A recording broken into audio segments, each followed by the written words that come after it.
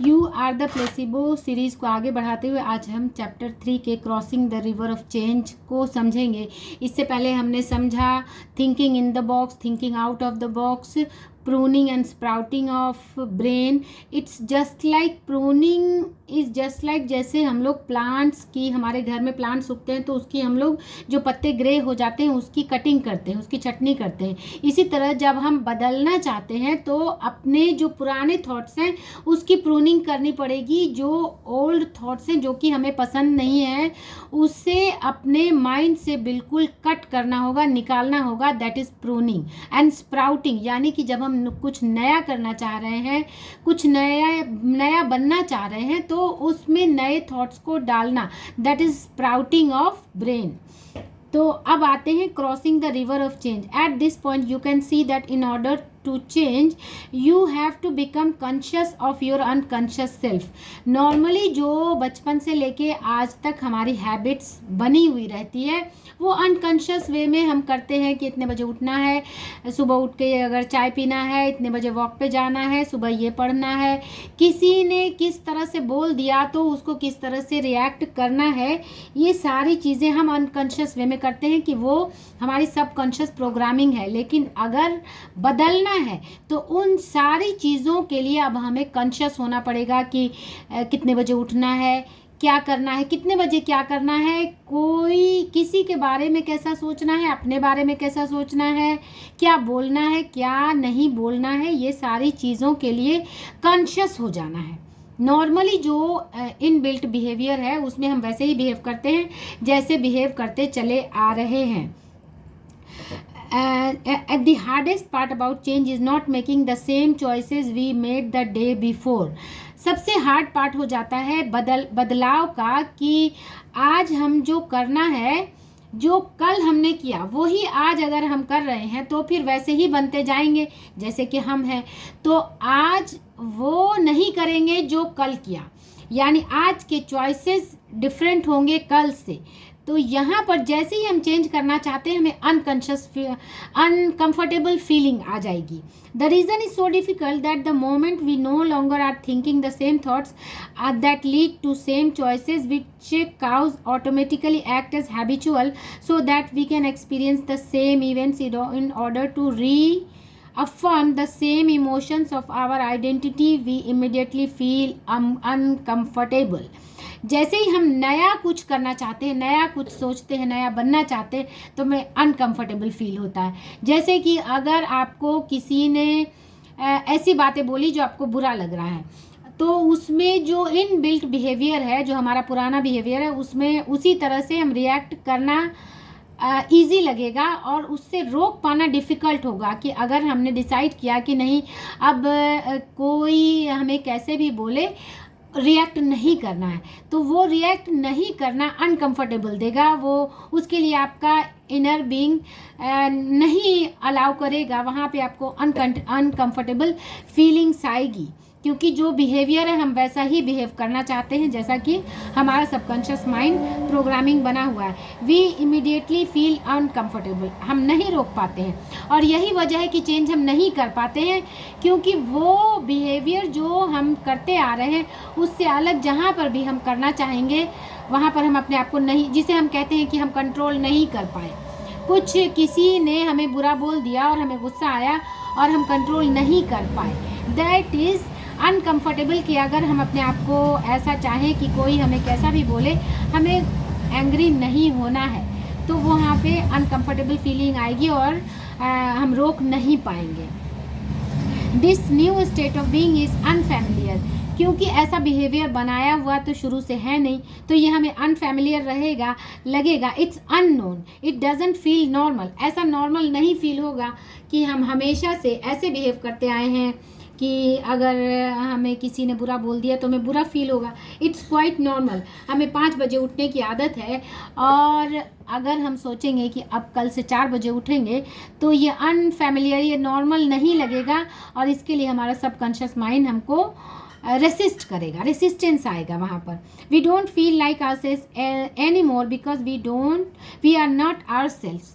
ये ऐसा ही है जैसे कि हमको लगेगा कि हम नहीं हैं, हम तो वैसे ही उठते आए हैं, हम तो 7 o'clock में रोज़ उठते आए हैं। तो अब ऐसा कैसे पॉसिबल होगा कि आज हमने डिसाइड किया कि हमें 5 बजे उठना है, तो ऐसा तो हम अनफेमिलियर हो जाएंगे, यहाँ पे रेसिस्टेंस आएगा और हम नहीं कर पाएंगे। लेकिन अगर चेंज करना है तो यहाँ पे इस रेसिस्टेंस को, इस रिवर को क्रॉस करना पड़ेगा।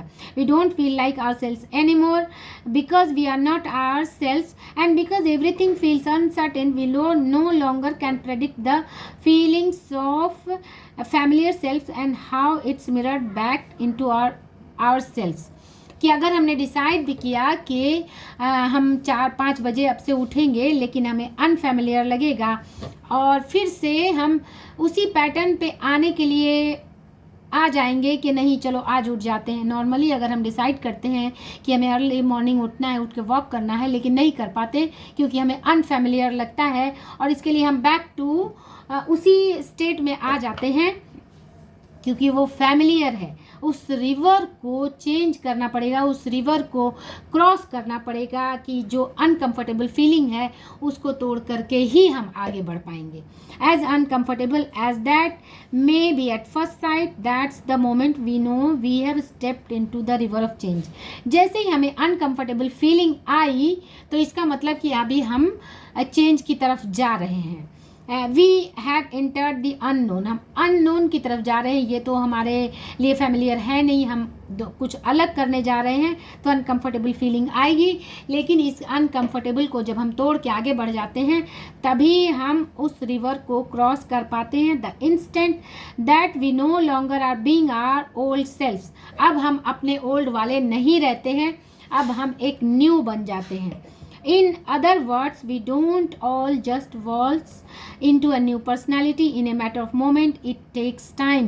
यही वजह है कि कहा जाता है कि आपको एक हैबिट बनने में 21 दिन लगते हैं, क्योंकि आज के आज हमने डिसाइड किया, बहुत से लोग हैं अपनी किसी बैड हैबिट्स को छोड़ना चाह रहे हैं, तो उसे छोड़ने में आज हमने डिसाइड किया और हम कल से ही आ जाएं, नहीं होगा। इसमें टाइम लगेगा। इस रिवर को क्रॉस करके जाना पड़ेगा, तब हम एक नए न्यू बीइंग में बन पाएंगे कि जो कि जैसे कि एक एंजाइटी के फेज़ में जो बहुत दिन तक रहे हैं, जो डिप्रेशन के फेज़ में बहुत दिन तक रहे हैं, जो लो सेल्फ एस्टीम के फेज़ में बहुत दिन तक रहे हैं, आज ही अगर वो डिसाइड करेंगे कि हम आई एम हैप्पी, हमें खुश रहना है, हमें हाई वाइब्रेशन में रहना है, यही वजह है कि लोग नहीं रह पाते और वहाँ पर कहते हैं कि हमारे आसपास सराउंडिंग्स ऐसी है तो हम कैसे रह पाए।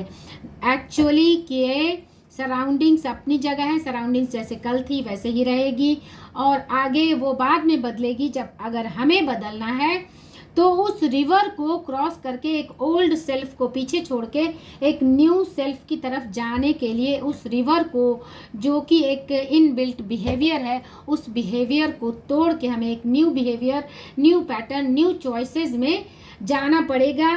इस पिक्चर्स को मैं अभी लगा दूंगी जिसमें ओल्ड सेल्फ्स में फैमिलियर प्रेडिक्टेबल पास्ट, कहने का मतलब वही जो हमने कल किया है। एंड रिवर ऑफ चेंज करने के लिए आपको अनफैमिलियर, अनप्रेडिक्टेबल फ्यूचर में आना पड़ेगा, तभी आप एक न्यू आएंगे।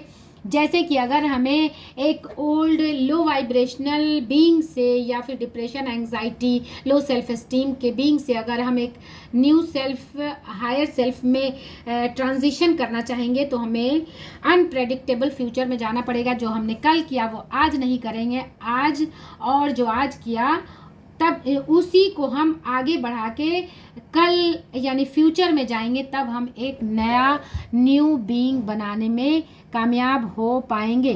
Crossing the river of change requires that you leave the same familiar predictable self, यानी जो एक एंग्री सेल्फ का एक इमेज अगर है फॉर एग्जांपल, या लो सेल्फ एस्टीम का एक मिरर है, एक इमेज है फॉर एग्जांपल, तो उस प्रेडिक्टेबल सेल्फ से हमें चेंज करके आगे बढ़ना होगा, connected to the same thought, same choices, same behaviour, same feelings.